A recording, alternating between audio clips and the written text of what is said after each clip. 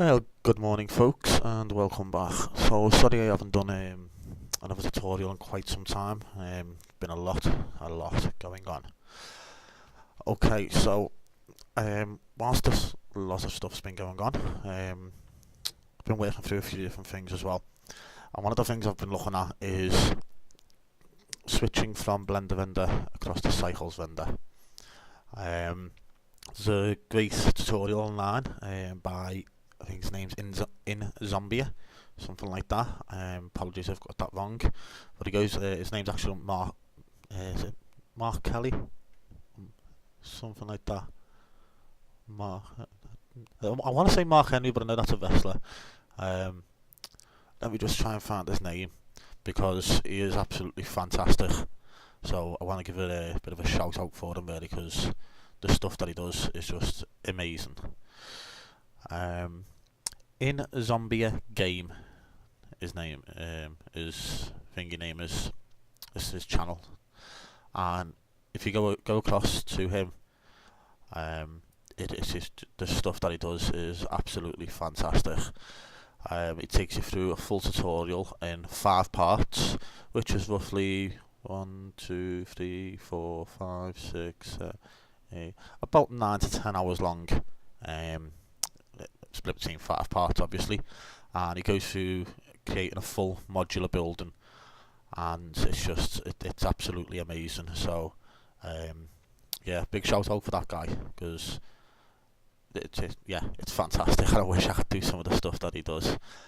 He is actually a professional environmental artist who actually works, I believe he works anyway, with in the games industry. I'm pretty sure that's what he said anyway. But yeah, absolutely fantastic. Okay, so we're going to get back on with the our modifiers, and what I've decided to do is, on the modifiers, I am just going to go through the rest of these, and I'm not going to touch simulate. Reason being is animation is a long way away for me. I have done some pretty good things, what I believe is pretty good, to be honest anyway, such as this, but I mean, this is, after looking at it now and actually putting it down on paper and having a look at everything, this is pretty much a shambles, to be honest.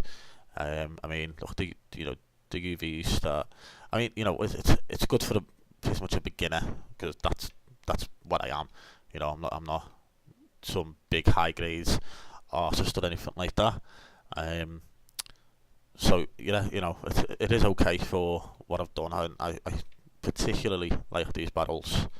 I think I've done quite well with them, but if you just have, you can still see the seams and stuff. So I've downloaded GIMP to help me along with stuff like that.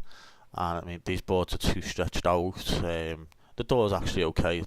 It looks crooked, and to be honest, it's kind of meant to look crooked. But yeah, stuff like that. It's things I'm going to work on changing. So let me just reload the startup file. Get my screen display on there. Okay, so we're going to look at the Shrinkwrap Modifier. Now, one of the good ways to use this, and probably the best tutorial that I can do on this, is using it for Re-topology, or Re-topology if you want to split it all up. So this is something that I've been looking at over the last couple of days, to be honest. I came across this a while ago, but it was one of those, I didn't really know a lot about using Blender, so I didn't want to just jump in there and just start doing it basically. But now I'm feeling a little bit more confident with it. I've got a load of scripts that I've ran through and everything for myself.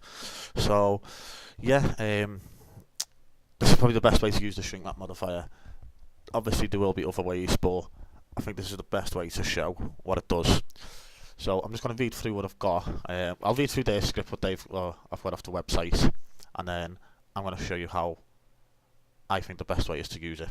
Okay, so Shrinkwrap Modifier. The Shrinkwrap Modifier allows an object to shrink to the surface of another object. It moves each vertex of the object being modified to the closest position on the surface of the given mesh, using one of the three methods available. It can be applied to meshes, lattices, curves, surfaces, and texts. Okay, so our options here. Target is quite simple. It's your secondary object, so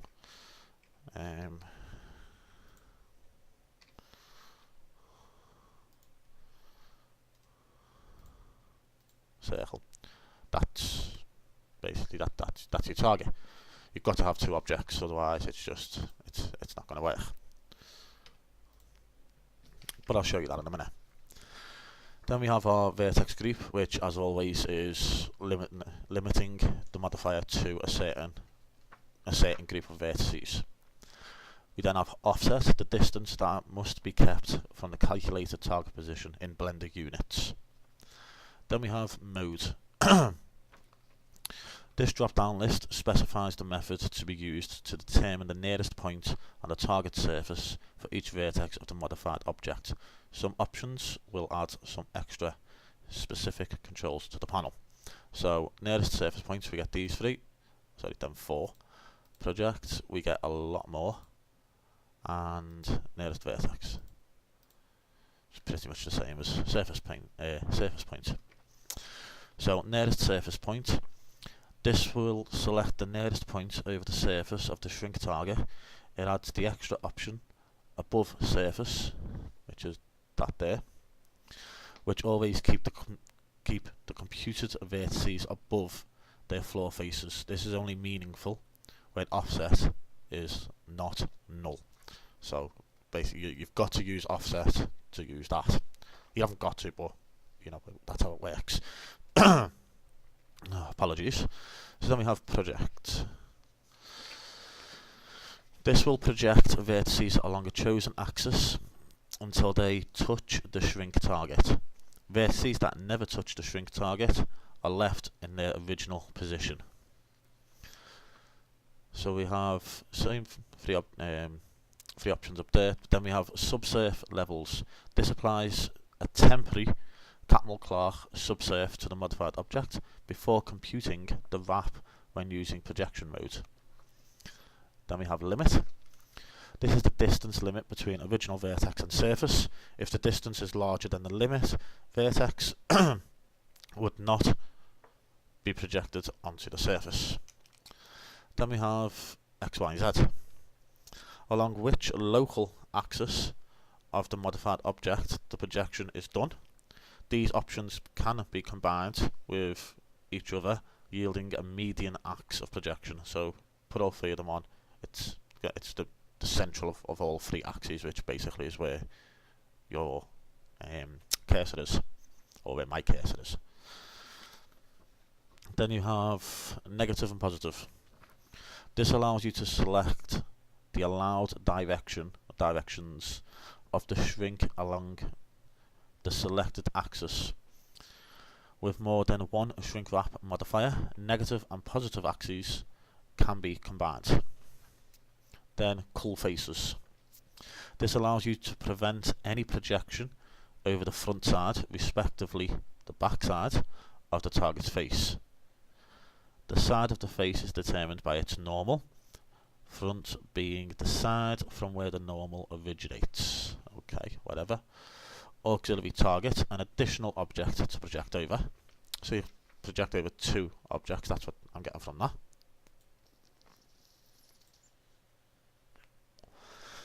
And then we have nearest vertex. This will snap vertices to the nearest vertex of the shrink target. It adds no extra options. In fact, it takes one away. Okay, so that's what the whole thing is, basically. That's what it does. So what I'm going to do, pop that back in there in a second. I want to go through what I've got wrote down here, following it, basically I was just following a few tutorials and watching a few tutorials just to see how everything works, and Re-topology was one of the things that I came across and I found very useful. So Re-topology is basically when you've got something that's a very, very high dense mesh, and then you create a low poly mesh of it, so you're kind of copying it. Okay, so what we'll do is select that object and go into edit mode, subdivide, and let's give it 10, and then let's add a just bear with me 1 second, I just want to make sure that I get this right. Subsurf,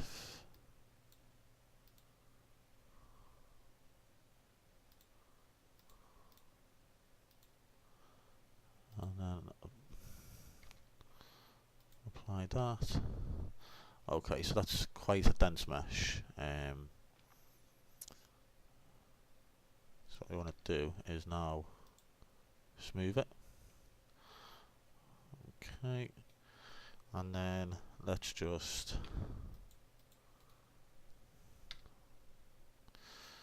I know what we'll do. We can go to okay, where's it gone?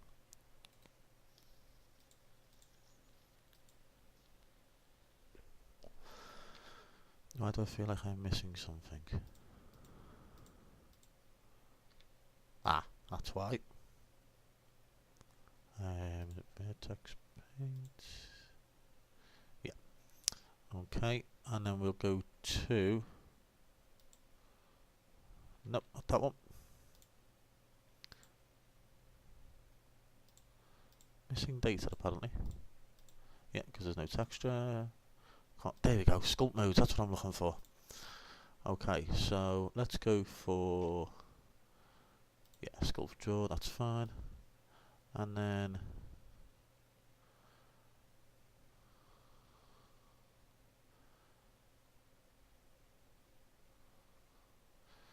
don't know what this is, maybe it's like some sort of telephone, I don't know. Basically, do that.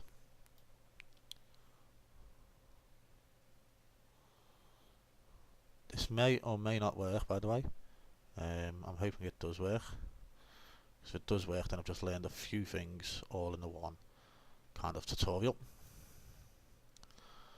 So put that up there.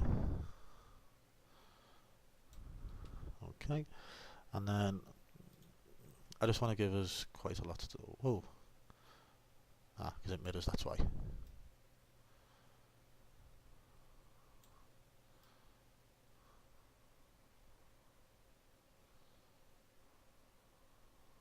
Yeah, that's quite cool. I like that.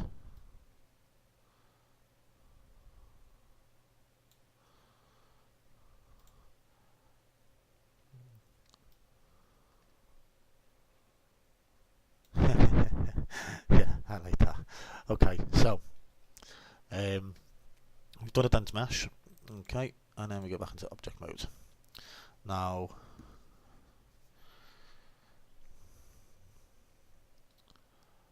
what we have to do is edit mode, and we're gonna just create a plane. Is that right? Nope.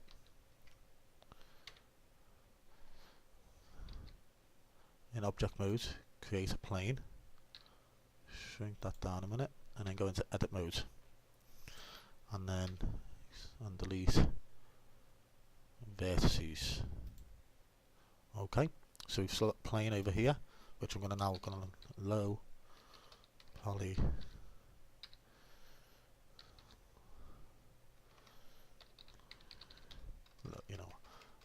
low poly object. Okay, so now we've got a few options to change. So let's go to going to turn snapping on, and then snap to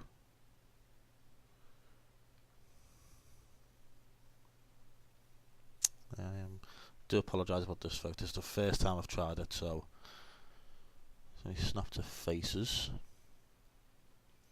and then not snap onto itself, but go to project individual elements on the surface of other objects.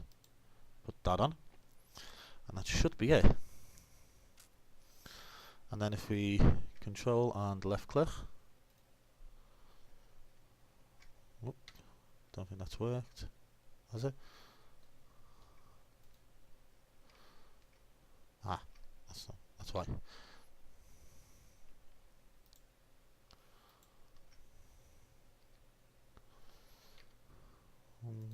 Something's not going right here. There we go. And then if we do another one, let's say another one. Actually, let's keep this straight.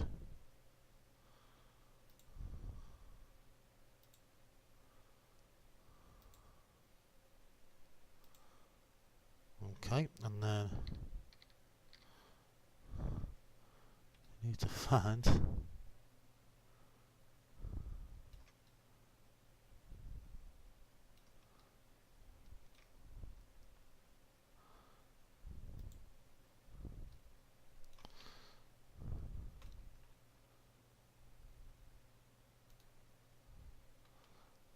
okay, I think I've done that wrong. Right, 2 seconds, folks. Okay, so fix that. Okay, so now we have our mesh here. What we do is edge select and extrude, extrude. Now,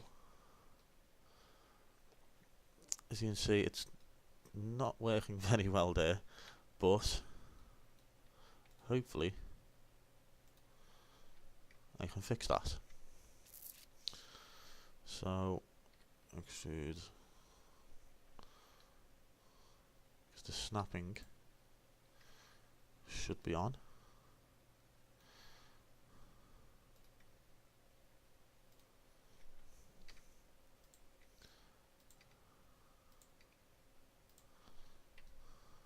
It should be. We'll see in a minute if it is. Okay, so I mean that looks not great.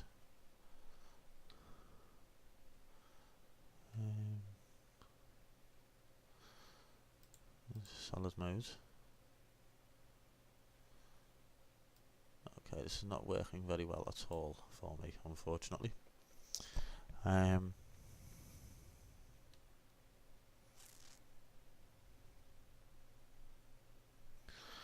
We go to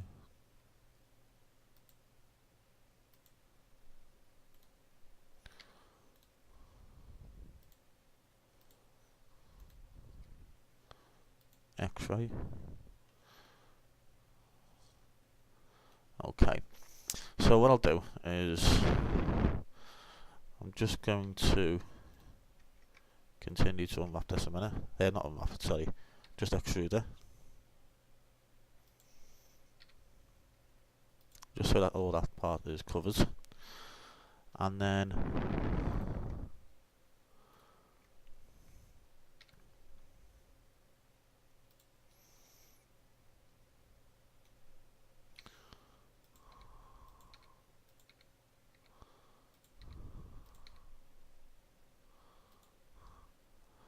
okay, see, and now that's exactly what I wanted to happen.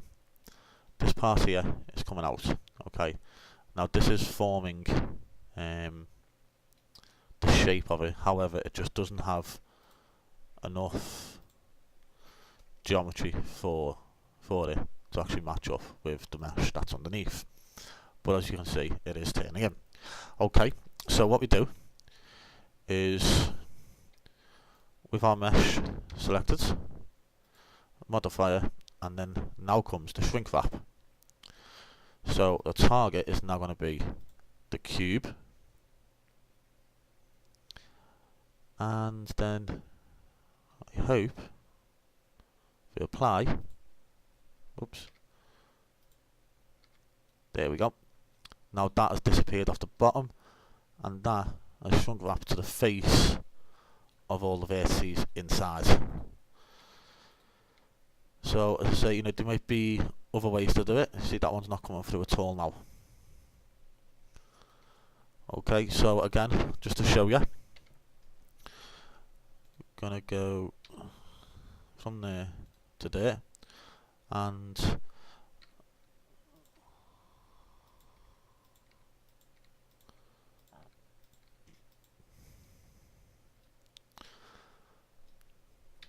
back out. Okay, so now you can see this is kind of hanging out now. And the reason things are disappearing like that is because I've got X-ray mode on. So then what we do is select it. We could actually turn off X-ray, to be honest, just to show you a little bit more of that piece hanging out there. It's not quite attached because it's not within like the allocated space, and that's hanging out up there, but the rest of it has attached there. Now obviously if it had more geometry, then you know that would attach, just like we do, hang on a second, do that on there, because I've just added that in now, it will eventually attach. So select it all, modifier, add modifier, shrink wrap to object cube, and then come out, apply, and now that one that was floating at the bottom is now attached. So that's probably the best way that you could use it, to be honest. And if I just move this cube out the way, it's not going to be great, by the way, folks, but you know, you can see the indents and everything. It's just it hasn't got as much geometry as this, and this was me just showing you that very, very quickly you can do a lot better with it. But the point of it was that that's how you use your shrink wrap, and I'm so grateful that that actually worked. So now we can actually do Re-topology, just obviously adding in a lot more meshes, but not quite as many as that one. So that one has 93,000 tries. So if I delete that, we're now on 384. Quite a big difference.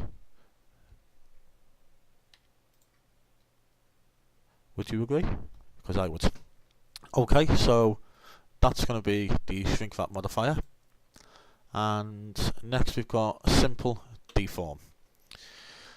So yeah, thank you very much for watching, folks. If you enjoyed this video, just give me a like. If you didn't, then do the opposite. And if you want to see more, then subscribe, and there'll be some more videos to come along. There'll actually be a lot more videos because I'm going to really start getting into this now and doing a lot more on it. Off the top of my head, we've got I'm going to do a full episode of Re-topology. I'm then going to be doing bump maps, ambient occlusions, normal maps. Pretty sure I've got displacement maps somewhere. Yeah, going to be really getting into some like kind of heavy stuff now, and I've also got quite a lot of programs to go through, downloads, and then have a little look at what they can do for us. Okay, so thank you very much, folks, and see you again soon. Whoops, that didn't work out. Well, yeah, cheers out, folks.